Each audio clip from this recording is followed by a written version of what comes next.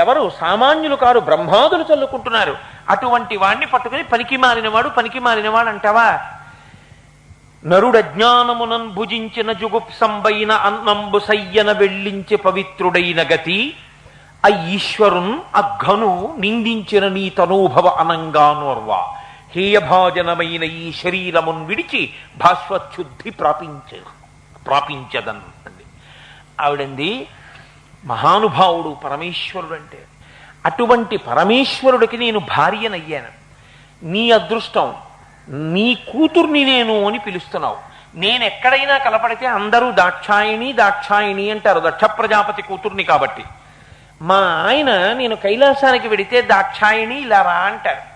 మా ఆయన దాక్షాయిణి అన్నప్పుడల్లా నేను దక్షుడి కూతుర్ని అని నాకు జ్ఞాపకానికి వస్తుంది. పరమశివనింద చేసినటువంటి పరమ దుర్మార్గుడవైనటువంటి నీ కూతురు అన్న పేరు అందులో ఉంది కాబట్టి దాక్షాయణి అని. ఈ శరీరంతో ఉన్నంత కాలం నన్ను దాక్షాయణి అని పిలుస్తారు కాబట్టి ఈ శరీరాన్ని వదిలిపెట్టి కొత్త శరీరాన్ని తీసుకుని పరమశివుడు పక్కకి వెళ్ళిపోతాను. కాబట్టి ఇక నీ కూతురుగా ఈ శరీరంతో ఉండనని ఆమె యోగాగ్నిని సృజించి అందులో తన శరీరాన్ని వ్రేల్చి శరీరాన్ని వదిలిపెట్టేస్తే ఈ విషయాన్ని శివపార్షదులు గబగబా వెళ్ళి కైలాసంలో ప్రశాంతంగా కూర్చున్నటువంటి పరమశివుడికి చెప్పారు. దక్షయజ్ఞం సిగ్గు లేకుండా చేస్తూనే ఉన్నాడు దక్ష ప్రజాపతి. ఆవిడ కోరికదే, వీళ్ళకి బుద్ధి చెప్పించాలి. అమ్మవారు ఈ శరీరం విడిచిపెడితే ఇంకో శరీరాన్ని పుచ్చుకుంటుంది. మళ్ళీ హిమవంతునికి కూతురై పుట్టే హైమవతి అయింది. కాబట్టి ఇప్పుడు ఆవిడ ఎప్పుడైతే శరీరాన్ని విడిచిపెట్టింది అన్న మాట పరమశివుడు విన్నాడో ఆయన రుద్రుడయ్యాడు. ప్రశాంతంగా కూర్చుని తనలో తాను రమిస్తున్నటువంటి శంకరుడు ఒక్కసారి కళ్ళు బాగా పెద్దవి చూసి పైకి లేచి గిర్ర గిర్ర గిర్ర గిర్ర తిరిగాడు. ఆద్యుండుగ్రుడు నీలకంఠుడి పదైచానాతి దష్టోష్టుడై ఆద్యద్ధూరి ముగేంద్ర రోషమున భీమ ప్రక్రియన్ నవ్వుచున్ విద్యుద్వహ్ని శిఖా సముచ్చయ రుచిన్ వెల్గొందు చించజటన్ సద్య వేగముతోడ పూంచి వైచన్ క్షమాచక్ర మధ్యంబునన్ అన్నారు. ఆయనకి కోపం వచ్చి గిర్ర గిర్ర తిరిగి తన జటాజూటం ఊడిపోయి జడలన్నీ విచ్చుకుని తిరుగుతుంటే ఆ జటనొక దాన్ని తలలోంచి పీకి అక్కడ ఉన్నటువంటి నేలకేసి కొట్టాడు. అందులో ఉంచి పుట్టాడు. మహాకోపంతో ఉన్నటువంటి పరమశివుణ్ణి రుద్రుడంటారు. ఆయన లోకక్షేమాన్ని కూడా చూస్తాడు. అటువంటి రుద్రుడిని జటని పెరికి కొడితే పుట్టినవాడు కాబట్టి మహోగ్రమైన స్వరూపంతో పుట్టాడు ఒక ఆయన. ఆయనకే వీరభద్రుడు అని పేరు. అభ్రంలిహాదభ్ర విభ్రమ బ్రభ్రమ కృన్నీల దీర్ఘ శరీరమమర ప్రజ్వల జ్వలన దీప్త జ్వాలికాజ్వాల జజ్వల్యమాన కేశములు మిరయ జండ దిగ్వేదండ శుంఠాపదోర్దండ సహస్రద్యుతి హేతి సంగమొప్ప వీక్షణత్రయలోక వీక్షణద్యుతిలోక నీక్షణగతి దుర్నిరీక్షమగుచు గ్రకచ కఠిన కరాల దంష్టలు విలుంగ ఘన కపాలాస్తి మలికలు దనర అఖిలలోక భయంకరుండగుచు వీరభద్రుదయించ మారట రుద్రుడగుచు. అసలు ఆ పద్యాన్ని ఉచ్చరించడమే చాలా కష్టం. అసలు ఆ పుట్టినటువంటి రూపాన్ని చూడడం అంత కష్టం. అంత భయంకరమైన రూపంతో పుట్టాడు, అంత కోపంతో. అందుకే పోతన గారికి మహానుభావుడికి ఆ సందర్భాన్ని అనుసరించి పడిపోయాయి అంతే ఆ మాటలు. అభ్రంలిహాదభ్ర విభ్రమ బ్రభ్రమ కృన్నీల దీర్ఘ శరీరమమర ప్రజ్వల జ్వలన దీప్త జ్వాలిక జ్వాల జజ్వల్యమాన కేశములు మిరయ జండ దిగ్వేదండ శుండాభదోర్దండ సహస్రధృతి హేతి సంఘమొప్ప. భయంకరమైన పెద్ద శరీరంతో మంటలు తల మీద పెట్టుకున్నాడా అన్న వెంట్రుకలతో పెద్ద పెద్ద స్తంభాల లాంటి చేతులతో ఆయుధాలు పట్టుకుని పెద్ద వికటాట్టహాసం చేసి పరమశివుడికి ప్రదక్షిణం చేసి ఆయన పాదములకు నమస్కరించి ఆయన అడుగులు వేస్తుంటే భూమి దద్దరిల్లిపోయేటట్టుగా వీరభద్రుడు ఏమి ఆజ్ఞ అని అడిగాడు. ఒక పనికి మాలిన యజ్ఞం చేస్తున్నాడు దక్ష ప్రజాపతి. పార్వతీది అక్కడికి వెళ్ళి దాక్షాయిని శరీరాన్ని విడిచిపెట్టింది. ఆ యజ్ఞాన్ని ధ్వంసం చెయ్యి అన్నాడు పరమశివుడు. అయితే వీరభద్రుడు బయలుదేరి అక్కడికి వచ్చాడు. లోకంలో ఎన్నో యజ్ఞాలు జరిగి ఉండవచ్చు, ఇలాంటి యజ్ఞం జరిగిన ప్రదేశం ఒక్క దక్షవాటిక మాత్రమే. అక్కడికి వచ్చి వీరభద్రుడు అనన్య సామాన్యమైన తాండవం చేసి సరస్వతీదేవి వీణ వాయిస్తూ పొంగిపోతోంది ఆ దక్షవాటికలో కూర్చుని. నీకెందుకమ్మా ఇటువంటి యజ్ఞాలు అని ఆవిడ ముక్కు పట్టుకుని కోసేశాడు. అందుకని సరస్వతీదేవి అంగవైకల్యాన్ని పొందింది దక్షవాటికలో, ముక్కు పోయింది ఆవిడికి. పూష అనబడేటటువంటి పేరు ఉన్న సూర్య భగవానుడు అక్కడ కూర్చుని ఉన్నాడు. నిరీశ్వర యాగం చేసి పరమశివుడికి హవిస్సు లేని యాగానికి వచ్చి ఇక్కడ కూర్చున్నావా అని చెయ్యి చాపి ఒక్క దెబ్బ కొట్టాడు దవడ మీద. 32 పళ్ళు పటపటా ఊడిపోయి కింద పడిపోయి. ఆనాటి నుంచి ఈనాటి వరకు పూష అనబడేటటువంటి సూర్యుడిది బోసినోరే. అందుకే పాయసాన్న నివేదనం చేస్తారు ఆయనకి. అలాగే దేవతలందరినీ కింద పడేసి తొక్కిశాడు.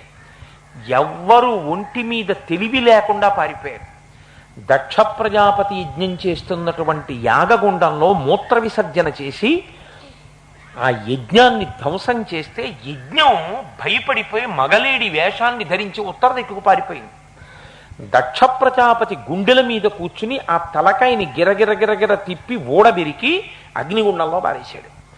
పారేసి దక్షయజ్ఞాన్నంతటినీ ధ్వంసం చేసేశాడు. చేసేసిన తర్వాత అప్పుడు దేవతలందరూ కలిసి పరమశివుడి దగ్గరికి వెళ్ళారు. ఆయన మహానుభావుడు దక్షిణామూర్తి అయి మళ్ళీ ప్రశాంతంగా కూర్చున్నాడు. ఆయనకి దీర్ఘకోపం కాదు, ఉత్తమే క్షణకోపస్య. ఇలా వచ్చిన కోపం అలా పోయినవాడెవరో వాడు ఉత్తముడు.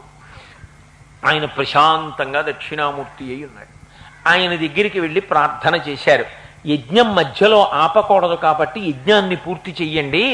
దక్ష ప్రజాపతి యొక్క తలని వీరభద్రుడు తరిగేశాడు కనుక ఒక గొర్రె తలవి ఆ దక్ష ప్రజాపతికి పెట్టండి అన్నారు. పరమశివుణ్ణి ద్వేషించిన వాడికి మంగళములు కలగవు అని అహోభవోద్వేష్టి శివం శివేతర, శివుణ్ణి ద్వేషించిన వాడికి నీకు మంగళం ఎక్కడ కలుగుతుందిరా అని పార్వతీదేవి తీర్పు చెప్పినటువంటి భూమి. ఈ జరిగినటువంటి భూమి ఆ దక్షవాటిక. అటువంటి దక్షవాటిక యందు భగవానుడు భీమనాథుడై వెలిశాడు. భీమ శబ్దానికి అర్థం ఏమిటంటే ఇంత అంత అని మీరు చెప్పడానికి అలివి లేనంత పరాక్రమము కలిగినటువంటి వాడు. ఆయన శక్తిని చెప్పడం ఎవరికి సాధ్యం కాదు. అనంతమైనటువంటి శక్తి, అపారమైనటువంటి శక్తి ఎవరు కలిగి ఉన్నాడో, ఎవడు ఈ లోకమంతా వ్యాపించి ఉన్నాడో, ఎవడు పరాత్పరుడో, ఎవరిని కొలిస్తే సమస్త కోర్కెలు నెరవేరుతాయో అటువంటి మహానుభావుడు పరమశివుడు. కాబట్టి ఆయన భీమనాథుడిగా ఆ దక్షారామ క్షేత్రమునందు వెలిసి ఉన్నాడు. ఆ దక్షారామ క్షేత్రంలో ఆయన భీమనాథుడిగా వెలిసి ఉండడం ఒకెత్తైతే, దక్షారామ క్షేత్ర వైభవాన్ని లోకానికి ప్రకాశింపచేయడానికి జరిగినటువంటి ఒక విచిత్రమైన సంఘటన ఒక ఎత్తు. ఒకానొకప్పుడు అంతటి మహానుభావుడు, వేద విభాగం చేసినవాడు, అష్టాదశ పురాణములను రచించిన వాడైనటువంటి వేదవ్యాసుడు కాశీపట్టణం అంటే ఆయనకి ఎనలేని ప్రీతి. కాశీపట్టణం అంటే విపరీతమైన ప్రీతి కలిగినటువంటి వాళ్ళు మనకిద్దరు కనపడుతూ ఉంటారు. ఒకరు వ్యాస భగవానుడు, వేరొకరు అగస్త్య మహర్షి. వీళ్ళిద్దరూ కాశీపట్టణాన్ని విడిచిపెట్టి వచ్చేయవలసి వచ్చింది. ఆ వేదవ్యాసుడు ఒకానొకప్పుడు కాశీపట్టణంలో 7 రోజుల పాటు తన శిష్యులైనటువంటి పైలుడు, జైమిని మొదలైనటువంటి వారితో కలిసి బ్రాహ్మణవాడలకు వెళ్ళి ఇళ్ల ముందు నిలబడి భిక్షాటన చేశాడు అన్నం కోసమని. 7 రాత్రులు 7 పగళ్ళు పూర్తయిపోయాయి. కడుపుకి ఒక్క అన్నం మెతుకు దొరకలేదు. ఏ అగ్రహారానికి వెళ్ళి నిలబడి భవతి భిక్షాందేహి అన్నా కూడా ఒక్క పిడికెడన్నం పెట్టిన వాళ్ళు లేరు. 8వ రోజు ఉదయం గంగానది స్నానం చేసి బయటికి వచ్చాడు. ఎంతటి మహానుభావుడికైనా కోపం రావాలే కానీ ఆ కోపం వస్తే ఎంత వశం తప్పిపోతారో చూడండి. ఇంతటి వేదవ్యాసుడు కాశీపట్టణంలో ఒక వాడకి వెళ్ళి భిక్షాటన చేశాడు. ఎవ్వరూ ఆయనకి భిక్ష పెట్టలేదు. ఆయనకి ఎక్కడ లేని కోపం వచ్చింది. నాకిక్కడ భిక్ష దొరకట్లేదు అని ఆగ్రహించి ఈ కాశీపట్టణానికి శాపం ఇస్తాను. ఈ కాశీపట్టణం 3 రకములైనటువంటి వైభవాల్ని కోల్పోతుంది. కాశీపట్టణంలో ఎవరు అడుగు పెడతాడో వాడికి కొన్ని జన్మల పాటు భక్తి లేకుండా పోవుగాక. ఈ కాశీపట్టణానికి ఎవడు వస్తాడో వాడు విద్య లేనివాడుగా, పామరుడుగా ఉండుగాక. వాడికి అక్షరం ముక్క రాకుండా ఉండుగాక. కాశీపట్టణంలో ఎవరు అడుగు పెడతాడో వాడు నిర్ధనుడైపోవుగాక, వాడికి ఉన్న ఐశ్వర్యమంతా నశించిపోవుగాక అని 3 రకాలైన శాపాన్ని ఇవ్వబోతున్నానని మణికర్ణికా ఘట్టంలోంచి తెచ్చినటువంటి గంగాజలాన్ని కమండలంలోంచి చేతిలో పోసుకున్నాడు. శిష్యులతో చెప్పాడు, శాపవాక్కు విడిచిపెట్టేస్తున్నాను కాశీపట్టణం మీదని. అంటే శిష్యులు అన్నారు, మీరు వేదవ్యాసుడు, పరమగురు, మీ వంటి వారే కోపం చెంది అన్నం లేదని 3 రకాలైన శాపం ఇస్తారా కాశీకి? ఇక కాశీలో ఎవరన్నా అడుగు పెడతారా? కాశీ పరమపావనమైనటువంటి క్షేత్రము, పరమేశ్వరుని యొక్క గారాబు ఇల్లాలు. పార్వతీదేవి అంటే అంత ఇష్టమో కాశీపట్టణం అంటే పరమేశ్వరుడికి అంత ఇష్టంట. శాస్త్రంలో పరమేశ్వరుడికి 4 భార్యలు అని చెప్తారు. 4 భార్యలు అంటే దాని ఉద్దేశ్యం నిజంగా 4 భార్యలని కాదు. ప్రపంచంలో ఎవరికైనా భార్య కన్నా గొప్ప స్థానం ఉండదు, అది శాంతి స్థానం. అటువంటి భార్యని ఎంత ప్రేమిస్తాడో అంత గొప్పగా ప్రేమించగలిగాడు అనుకోండి. ఆయన భార్యను ఎంత ప్రేమిస్తాడో అంత ప్రేమిస్తారండి అంటారు. పరమశివుడంతటి వాడు 4 యందు అంత ప్రేమ పొంది ఉంటాడట. ఏమా 4 అంటే గౌరి యొక్కతే, ఆకాశ గంగ యొక్కతే. పరమశివుడికి అత్యంత ఇష్టమైనవి గౌరీ. మొట్టమొదట ఆయనకి ఇష్టం గౌరీదేవి, ఆయన భార్య. అందుకే అమ్మవారి జోలికెడితే ఆయనకి కోపం వస్తుంది, ఆయన జోలికెడితే అమ్మవారికి కోపం వస్తుంది. ఆవిడ దగ్గరికి వెళ్ళి ఆయన్ని స్తోత్రం చేసినా, ఆయన దగ్గరికి వెళ్ళి ఆవిడ్ని స్తోత్రం చేసినా ఇద్దరూ ప్రసన్నులవుతారు. కాబట్టి గౌరీ ఒక్కతే, ఆకాశ గంగ ఒక్కతే. ఆకాశం నుంచి పడినటువంటి ఆ గంగ తన శరీరానికి తగిలి ప్రవహించి ఇన్ని కోట్ల మందిని ఇప్పటికీ పావనం చేస్తోందని ఆ గంగ అంటే ఆయనకి అంత ఇష్టంట. కాబట్టి గౌరీ ఒక్కతే, ఆకాశ గంగ ఒకతే, కాశీ ఒక్కటి, దక్షిణ కాశీ ఒకటి. కాశీపట్టణం అంటే ఆయనకు అంత ఇష్టం. ఎందుకంటే లోకాలన్నీ లయమైపోతున్నా కాశీపట్టణాన్ని ఒక్కదాన్ని తన త్రిశూలం మీద పైకెత్తి పట్టుకుంటాడు లయం అవ్వకుండా. అందుకని యుగములయందు లయమవనటువంటి ఏకైక ప్రదేశం కాశీపట్టణం. అందుకని కాశీ ఒక్కటి, దక్షిణ కాశీ ఒకటి. పంచకాశీలు అని 5 కాశీలు ఉన్నాయి, కేదారము, శ్రీకాళహస్తి, కాశీపట్టణము ఇలాగా. కానీ దక్షిణ కాశీ అన్న పేరు మాత్రం ఒక్క దక్షారామ క్షేత్రానికే ఉంది. కాశీపట్టణం అంటే ఆయనకు అంత ఇష్టంట. దక్షిణ కాశీ ఒకటి, దక్షిణాన ఉన్నటువంటి దక్షారామ క్షేత్రం అంటే ఆయనకు అంత ఇష్టం. కాబట్టి ఈ 4 శంభునకు లోకనాయకునకును రాణివాసము అనురాగరసము పేర్మి.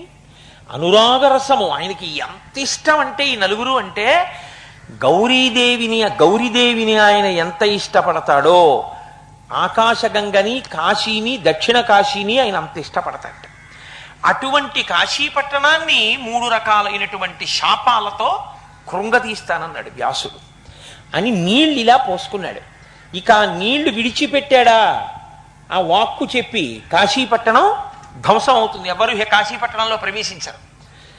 వెంటనే చూసింది అన్నపూర్ణమ్మ, కాశీలోనే ఉందిగా తల్లి, ఓహో నా బిడ్డడు ఇంత జ్ఞాని, ఇంత భక్తుడు వ్యాసుడు 7 రోజులు అన్నం దొరకకపోతే కాశీక్షేత్రంలో అన్నం దొరకకుండా ప్రాణం పోతే మాత్రమే ఇది మోక్షం వస్తుంది, అన్నం తిని శరీరంతో ఉంటే వచ్చిందని ఆలోచించడం మానేసి విశ్వనాథుడు పెట్టిన పరీక్షకి నిలబడలేక కాశీపట్టణాన్ని శపిస్తానంటున్నాడు. చూశావా ఎంత విచిత్రమో, లోకాలన్నింటికీ ఇన్ని చెప్పినవాడు తన కోపాన్ని తాను నిగ్రహించుకోలేకపోయాడు. అంత తేలికేం కాదు కోపాన్ని గెలవడం అంటే. కాబట్టి అయ్యయ్యో పాడైపోతాడేమోనని అక్కడే ఉన్నటువంటి ఒక ఇంట్లోంచి గభాలన తలుపులు తీసుకుని పైకొచ్చి, మధ్య వయస్సులో ఉన్నటువంటి స్త్రీ ఎలా ఉంటుందో అటువంటి రూపంతో ఇంత బొట్టు పెట్టుకుని చేతి కాజులు గల్లుమంటూ ఉండగా, పాదముల యొక్క మంజీరములు ధ్వనులు చేస్తుండగా, ఇంత కొప్పు పెట్టుకుని, కొప్పు నిండా పువ్వులు పెట్టుకుని, దక్షారామ క్షేత్రంలో అది విచిత్రం, ఇప్పుడు లేవు కానీ ఆ ఆచారాలు పార్వతీదేవి భిక్ష అని నడిపేవారు ఒకప్పుడు. పార్వతీదేవి భిక్షకెళ్ళినప్పుడు వెనకాతలు ఎలా పెడతారో అప్సరాగణములన్నీ, అప్సరోగణములు అలా అందరూ వెడుతుండగా భిక్షాటన చేసేవారు అక్కడ. పార్వతీదేవి ఆ తలుపులు తీసుకుని కాశీపట్టణంలో ఇంట్లోంచి పైకొచ్చి వ్యాసుణ్ణి, నాయన ఎంత కోపం వచ్చిందిరా, నేను పెడతానురా అన్నం నీ శిష్యులకి, నీకు వెళ్ళి గంగా స్నానం చేసి మధ్యాహ్నం అయింది కదా, సంధ్యావందనం చేసుకుని మధ్యాహ్న కాలాభిషేకం చేసుకుని రెండెంది. అమ్మా అన్నం పెడతావా అని ఆ చేతిలో శాపం ఇద్దామనుకున్న నీళ్లు శాపం ఇవ్వకుండా కింద వదిలేశాడు. ఇవ్వలేదు కాశీపట్టణానికి శాపం. కోటేశ్వరరావు ఇచ్చాడని చెప్పాడని చెప్పకండి. ఇవ్వలేదని నేను చెప్తున్నాను. మళ్ళీ ఇవ్వకుండా నీళ్లు కింద పడేసి శిష్యుల్ని తీసుకుని గంగా స్నానానికి వెళ్ళిపోయారు. గంగా స్నానం చేసేసి అభిషేకం చేసుకుని కడుపు నకనకనకనకలాడిపోతోంది. గబగబా వచ్చి అమ్మా వచ్చావమ్మా అని అరుగుల మీద కూర్చున్నారు.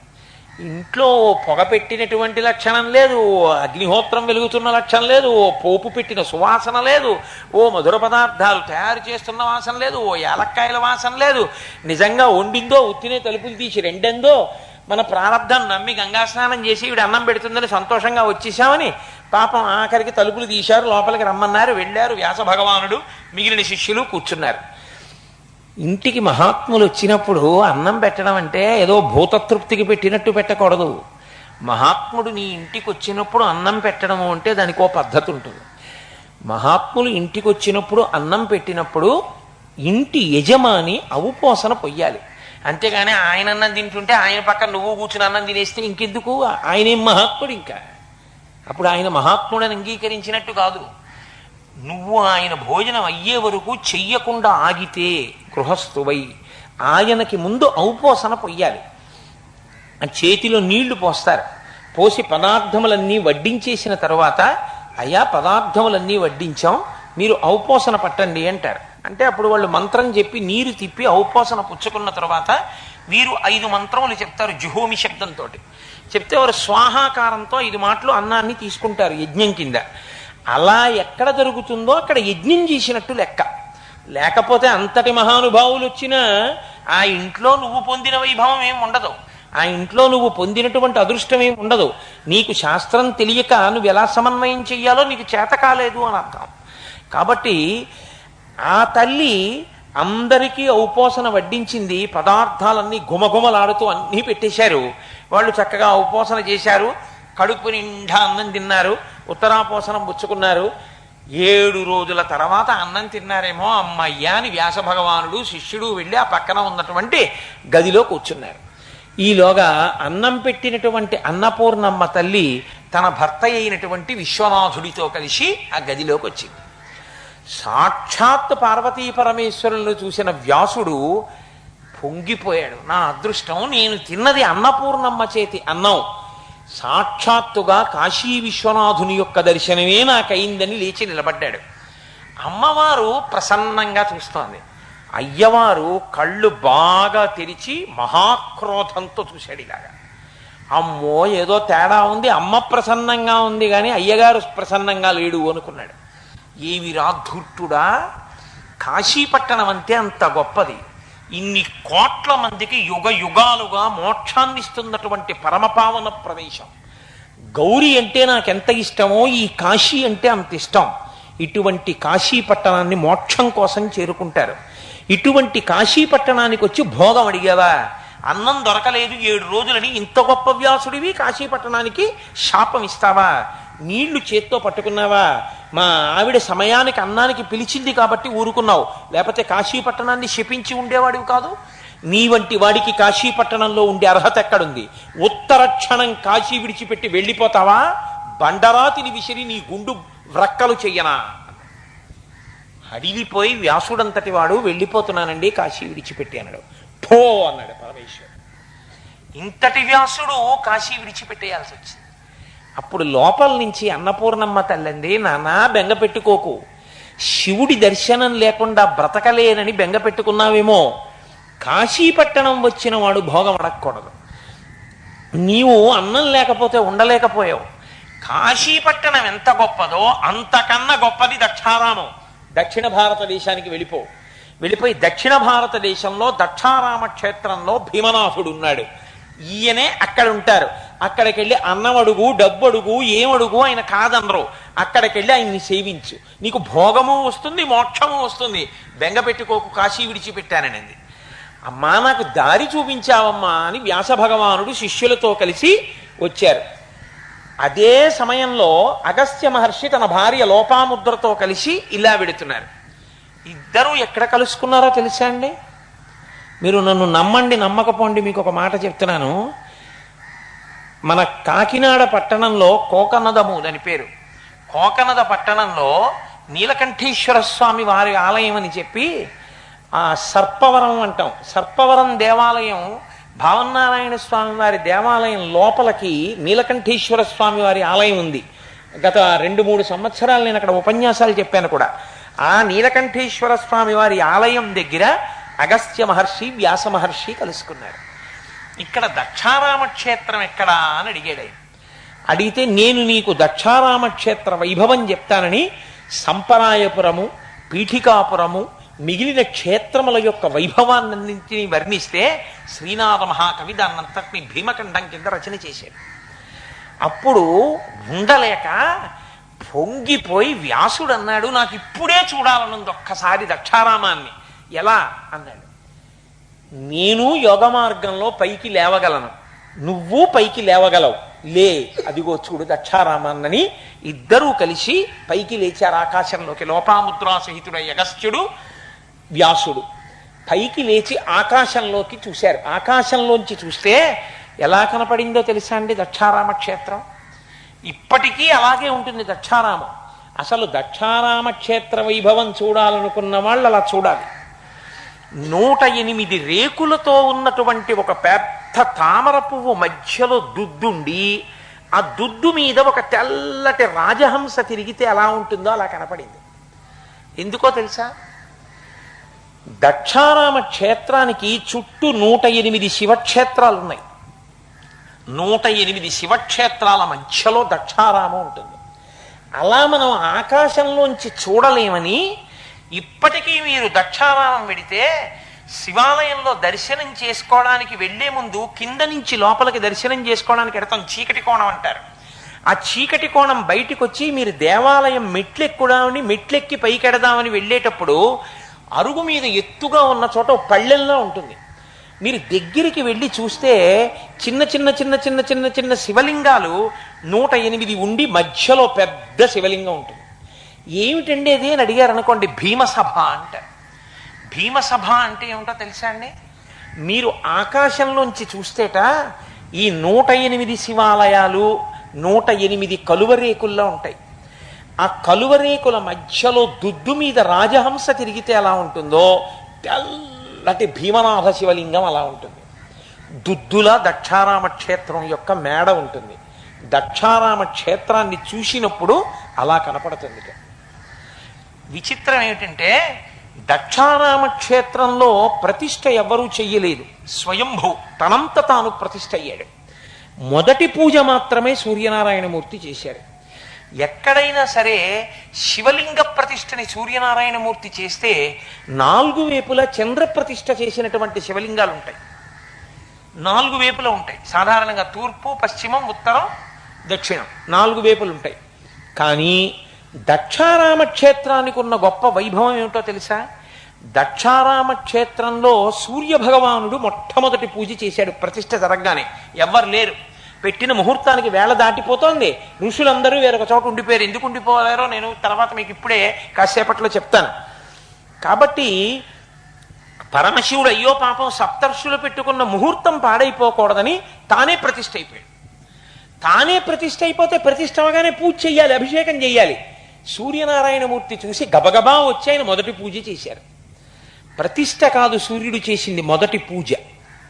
కాబట్టి అటువంటి దక్షారామ క్షేత్రంలో సూర్యుడు ప్రతిష్ఠ చేశాడు. కాబట్టి 4 వైపులా చంద్ర ప్రతిష్ఠ ఉండాలి. ఇప్పుడు దక్షారామానికి ప్రతిష్ఠ అంటే మొదటి పూజ చేశాడు కాబట్టి. చిత్రం ఏమిటో తెలుసా అండి?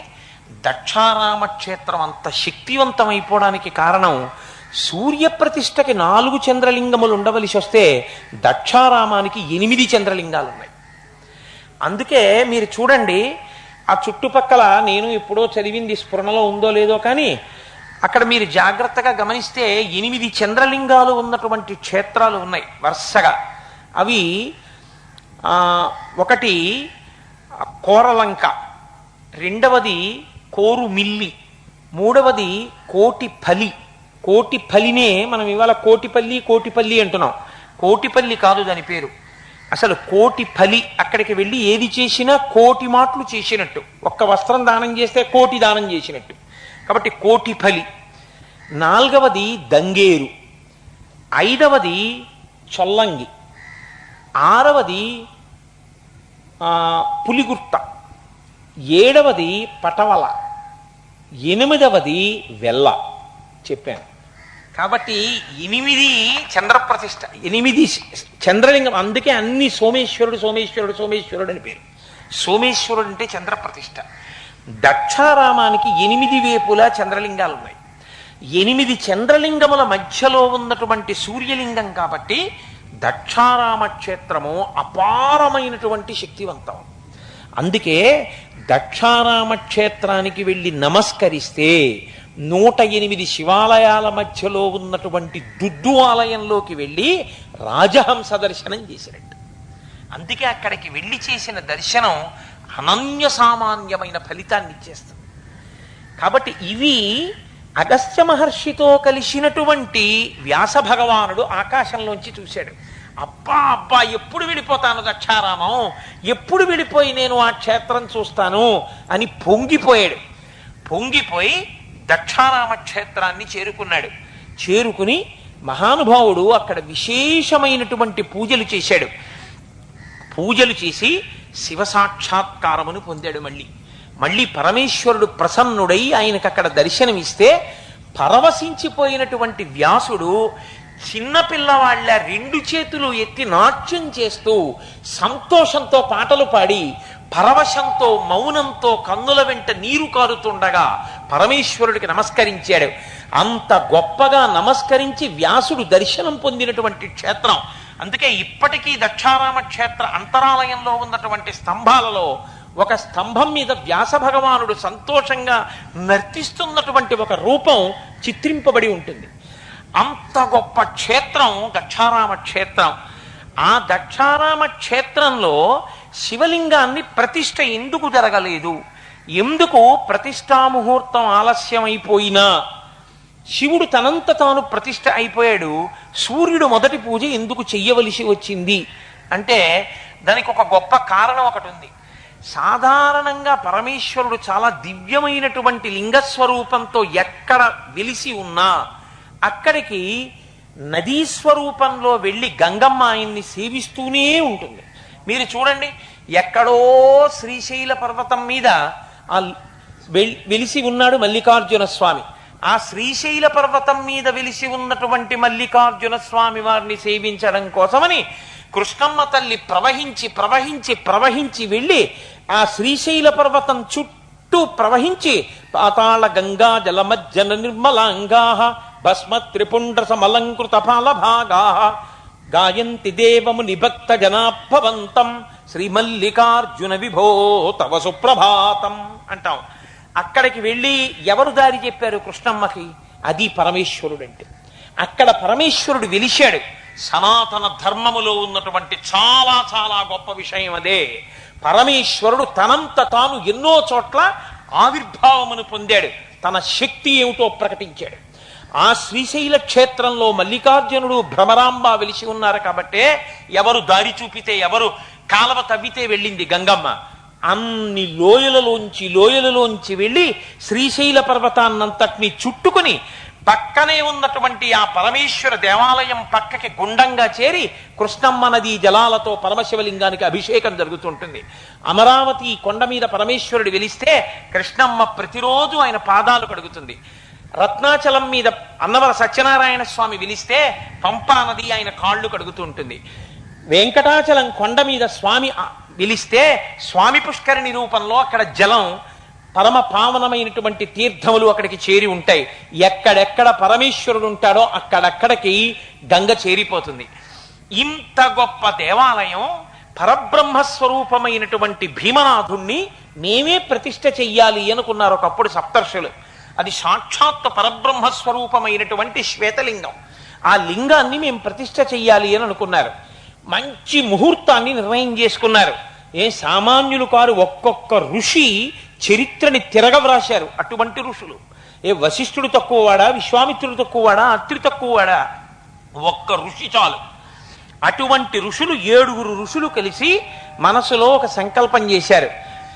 మనం ఈ దక్షారామం భీమనాథుని యొక్క దేవాలయం ముందర గోదావరి నది ప్రవహించేటట్టుగా చెయ్యాలి. ఎందుకని అంటే సాక్షాత్తుగా త్రయంబక్, ఆ పరమశివుడికి యొక్క పేరు త్రయంబకుడు.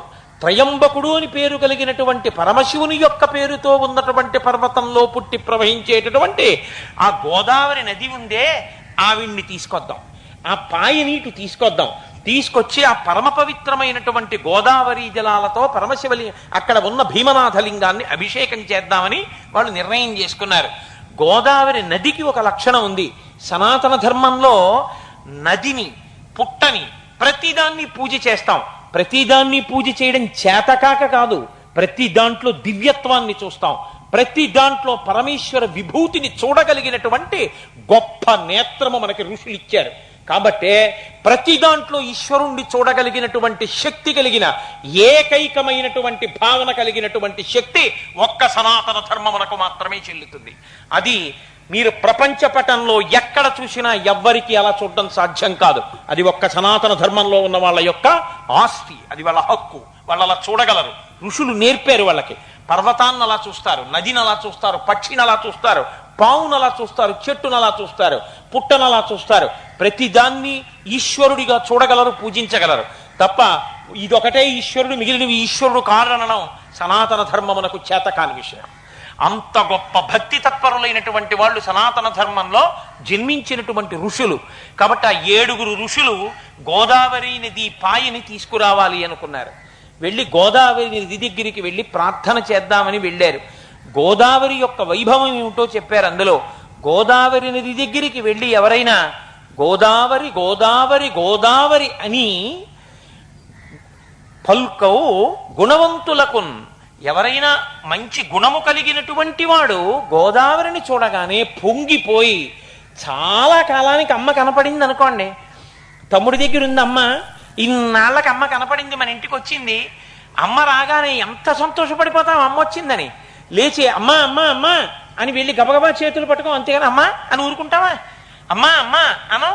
అలా అందుకే మనం ఇప్పటికీ చూడండి, రైలులో గోదావరి నుంచి వెళ్ళిపోతున్నా కూడా ఒక్కసారి కిటికీ దగ్గరికి వెళ్ళి ఆ గోదావరి నది వంక చూసి నమస్కారం చేసి, చేతిలో పువ్వు పండు పసుపు కుంకం లేనప్పుడు ద్రవ్యాన్నైనా వేయడం అలవాటు కాబట్టి ఒక 5 పైసల నాణ్యాన్నైనా సరే గోదావరి నదిలోకి వేసి నమస్కరిస్తాం మనం, ఆవిడ మించి వెళ్ళిపోతున్నా కూడా. కాబట్టి ఎవరు గోదావరి గోదావరి గోదావరి అను పల్కు గుణవంతులకున్, ఎవరైనా అలా గోదావరి గోదావరి గోదావరి అని తలుచుకుని పొంగిపోయే వాళ్ళు ఉంటేట, ఆ గోదావరి తల్లి నీవు సంపాదించి ఇత్తువు శుభ సౌఖ్యములన్. ఆవిడ ఎవరు అలా గోదావరి గోదావరి గోదావరి అని పిలుస్తారో అలా పిలిచినటువంటి గుణవంతులైనటువంటి వాళ్ళకి సకలమైనటువంటి శుభములను, సకలమైనటువంటి సౌభాగ్యములను కృప చేస్తుందట. కాబట్టి అదిగో ఆ జీవనది అయినటువంటి గోదావరి పాయని మేము ఇటు తీసుకురావాలి. సప్తర్షులం వెళ్ళి తీసుకొస్తున్నాం, లోకాలన్నీ తరించడానికి తీసుకొస్తున్నాం. ఎందుకు తీసుకొస్తున్నారు సప్త గోదావరిని అంటే, జీవనదీ జలములతో, ఆ స్వర్ణ భాండములతో, ఆ బంగారు పాత్రతో తీసుకెళ్లి ఆ భీమనాథుని యొక్క శివలింగం మీద అభిషేకం చేస్తే, ఆ నదీ జలముల యొక్క స్పర్శ చేత శివలింగం చల్లగా ఉంటే, చల్లబడిన శివలింగం ఎక్కడుంటుందో అక్కడ ఊరు లోకం అంతా చల్లబడతాయి.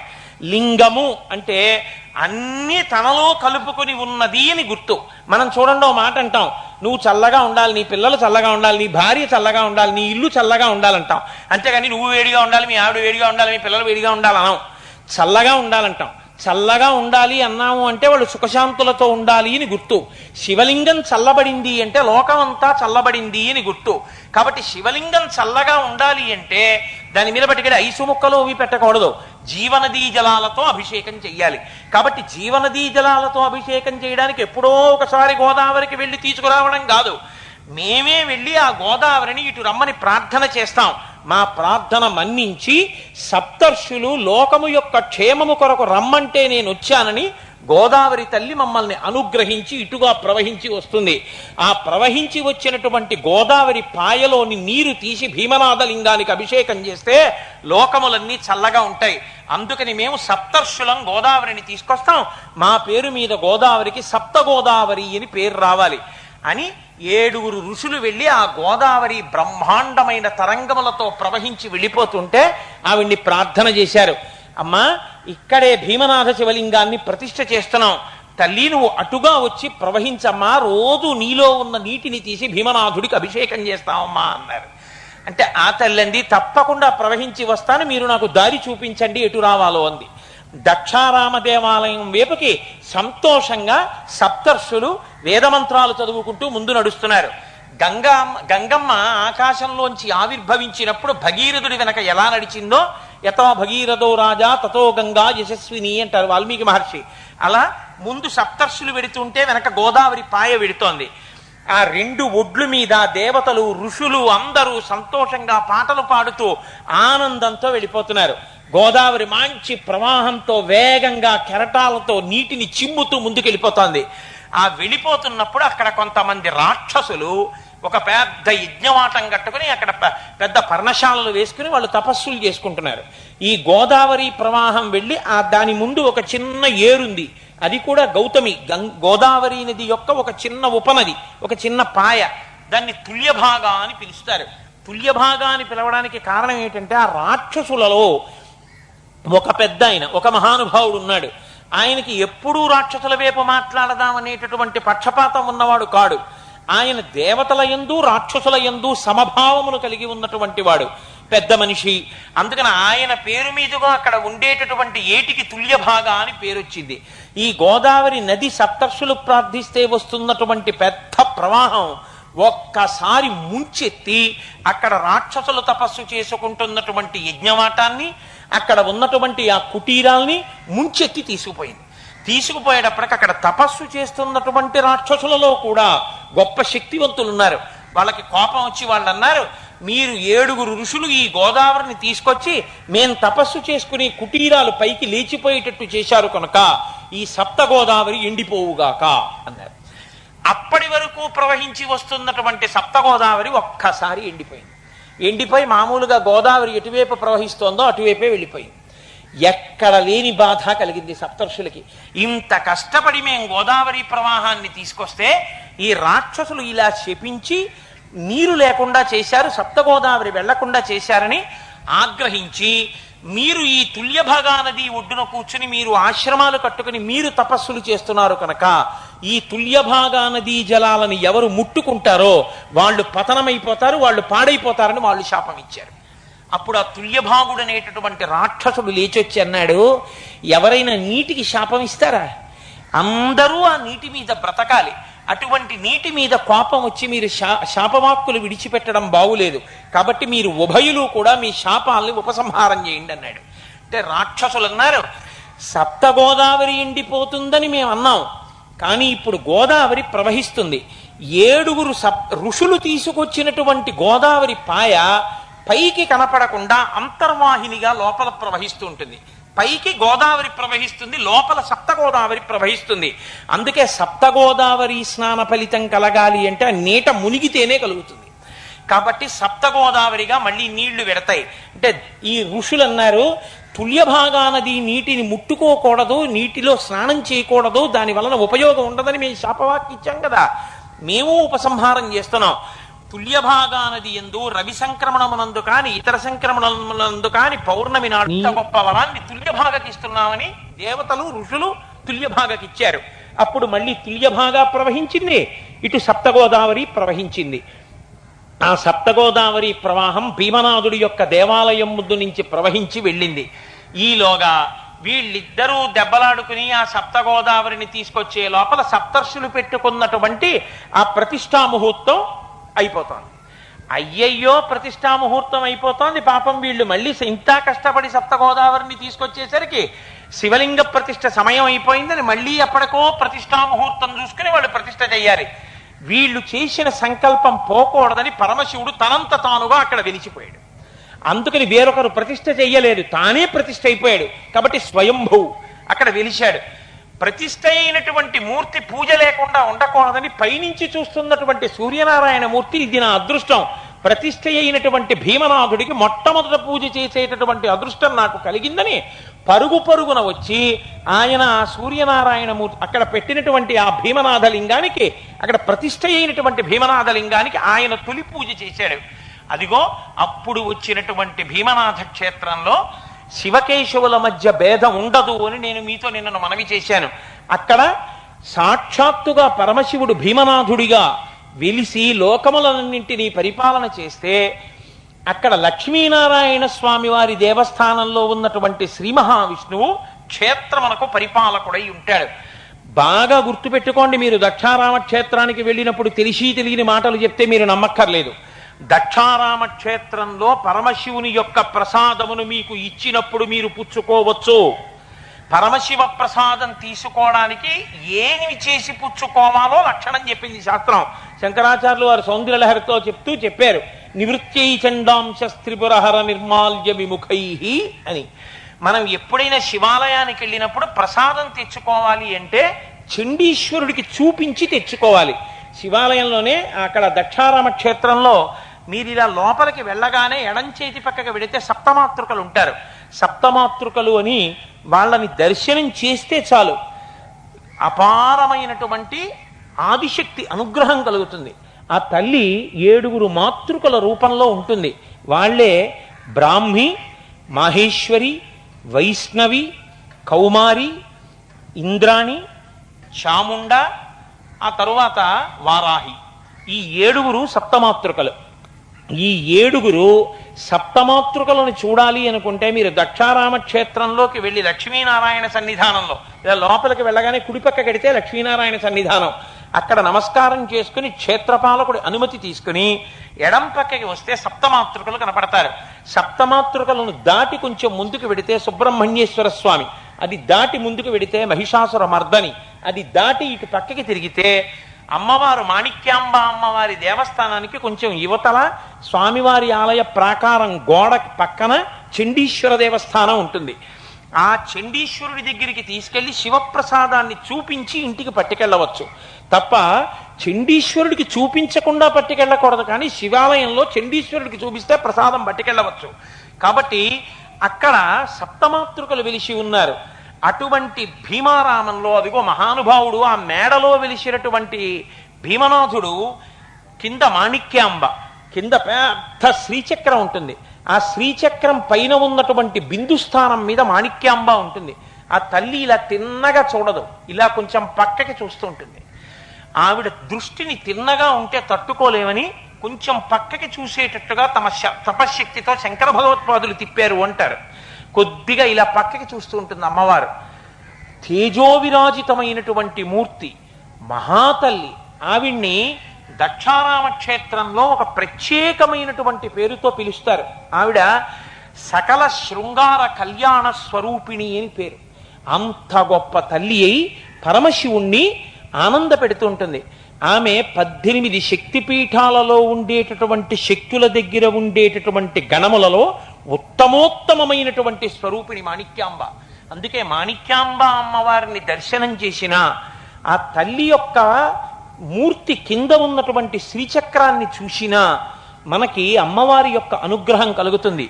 ఆ ఆలయంలో బయటికి వస్తే పెద్ద నందీశ్వరుడు ఉంటాడు, ఆ పక్కనే వీరభద్రుడు ఉంటాడు. ఆ వీరభద్రుణ్ణి దర్శనం చేసి ఆయన మెడలో వడమాల వేసినటువంటి వారికి సంతానం కలుగుతుంది అంటారు. అంత గొప్ప క్షేత్రం. ఆ ఎదురుగుండా వటవృక్షం దాటి వెళ్ళి తలుపులు తీసినటువంటి చోట మెట్లు దిగితే సప్తగోదావరి ప్రవహిస్తూ ఉంటుంది. ఒక్క సప్తగోదావరిలో స్నానం చేసేటప్పుడు మాత్రం ఒక మంత్రం చెప్పి స్నానం చెయ్యాలి అని చెప్తున్నాయి మనకి శాస్త్రాలు.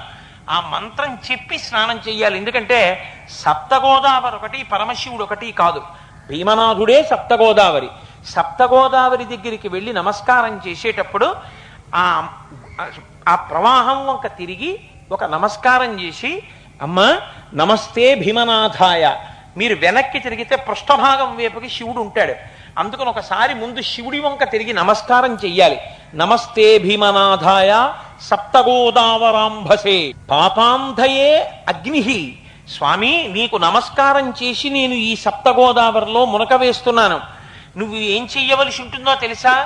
పాపము అనబడేటటువంటి ఇంధనము ఉంది నా దగ్గర. పెద్ద పెట్రోల్ డబ్బా ఒకటి అక్కడ ఉందనుకోండి, ఒక చిన్న నిప్పురవ్వ పడితే చాలు కాలిపోతుంది. కాబట్టి నువ్వేం చేయాలంటే పాపాంధ నా దగ్గర ఉన్నటువంటి ఈ పాపము అనబడేటటువంటి ఇంధనాన్ని దహించివేయి. నేను ఇందులో నిమజ్జామి హరత్వయి, నేను దీనిలో ములుగుచున్నాను, ఇది నీరు అని నేను భావన చెయ్యట్లేదు, నీవే ఈ సప్తగోదావరి రూపంలో ఉన్నావు, దీనిలోకి ప్రవేశిస్తున్నాను, హర పరమేశ్వర నా పాపములను తీసివెయ్యి అని నమస్తే భీమనాథాయ సప్తగోదావరాంభసే అని ఆ మాట చెప్పి అప్పుడు స్నానం చేయాలి. చేస్తే పాపములనన్నింటినీ ఆయన తొలగతోస్తాడు అని. అటువంటి దక్షారామ క్షేత్రానికి ఎవరు వెడతారో, ఎవరు దక్షారామంలో భీమనాథుడికి అభిషేకం చేస్తారో, ఎవరు దక్షారామ క్షేత్రానికి వెళ్ళి ఒక్క మారేడుదలాన్నైనా ఒక్క తుమ్మి పువ్వునైనా ఇచ్చి భీమనాథుడికి నమస్కారం చేస్తారో, ఎవరు మాణిక్యాంబ దర్శనం చేసుకుంటారో, ఎవరు ఆ దేవాలయానికి ప్రదక్షిణం చేస్తారో అటువంటి వాళ్ళకి ఇహమునందు అన్ని కోరికలు తీరి అంతమునందు మోక్షము కూడా లభిస్తుంది అని. కాశీపట్టణ ప్రవేశము కష్టమేమో కానీ దక్షారామ క్షేత్ర ప్రవేశమునందు పరమేశ్వరుడు ఏమి పరిశీలన చెయ్యకుండా ఆర్తితో వెళ్ళిన వాళ్ళందరినీ కూడా ప్రవేశపెట్టి అంత గొప్ప ఫలితాన్ని ఇస్తాడు అని మనకి శాస్త్రములు చెప్తున్నాయి. అంత గొప్ప క్షేత్రము దక్షవాటిక, అంత గొప్ప క్షేత్రము దక్షారామము. కాబట్టి కనీసం మనం ఇప్పటి నుంచైనా అలవాటు చేసుకుందాం. తెలియక ఎవరో ద్రాక్షారామము అని బోర్డులు పెట్టచ్చు, ద్రాక్షారామము అనకండి. ఆ రకారం తీసేసి దక్షారామము అంటుండండి. దక్షుని యొక్క ఆరామము మేడ, అక్కడే యజ్ఞం జరిగింది. కాబట్టి అంత గొప్పదైనటువంటి దక్షారామ క్షేత్రాధినాథుడైనటువంటి ఆ భీమనాథుడు, ఆ తల్లి మాణిక్యాంబ, అక్కడ ఉన్నటువంటి సప్తమాతృకలు, వీరభద్రుడు, మహిషాసుర మర్దని, ఆ తల్లి ఆ మహానుభావుడు సుబ్రహ్మణ్యేశ్వరుడు, చండీశ్వరుడు, వీళ్ల యొక్క అనుగ్రహంతో మనకి పరమేశ్వరుని యొక్క పాదముల యందు చెక్కు చెదరనటువంటి భక్తి ప్రపత్తులు కలుగుగాక అని భగవంతుడి యొక్క పాదములు పట్టి ప్రార్థన చేస్తూ ఇవాల్టి ఉపన్యాసాన్ని పూర్తి చేసి రేపు అద్భుతమైనటువంటి క్షేత్రం, ఏ క్షేత్రం పేరు చెప్తే ఆంధ్రదేశం కాదు అందరూ కూడా ఊగిపోతారో, ఏ క్షేత్రం పేరు చెప్తే ఎండలు మండిపోతున్నా వెళ్ళి కూర్చుని కళ్యాణం చూసొస్తారో అటువంటి క్షేత్రమైనటువంటి భద్రాచల క్షేత్ర వైభవాన్ని రేపటి రోజున మీకు వివరణ చేస్తాను. కాబట్టి మంగళాచాతనపరై మదాచార్య పురోగమై సర్వైశ్చ పూర్వైరాచార్యై సత్కృతాయాస్తు మంగళం. మంగళం కోసలేంద్రాయ మహనీయ గుణాత్మనే చక్రవర్తి తనూజాయ సర్వభౌమాయ మంగళం. ఉమాకాంతాయ కాంతాయ కమితార్థప్రదాయినే శ్రీగిరీశాయ దేవాయ మలినాథాయ మంగళం. కరచరణకృతం వా కర్మవాక్కాయజం వా శ్రవణనైనజం వా మానసం వాపరాధం విహితమవిహితం వా సర్వమేత్తక్షమస్వా శివ శివ కరుణాబ్ధే శ్రీ మహాదేవ శంభో. సర్వం శ్రీ ఉమామహేశ్వర పరబ్రహ్మార్పణమస్తు. స్వస్తి.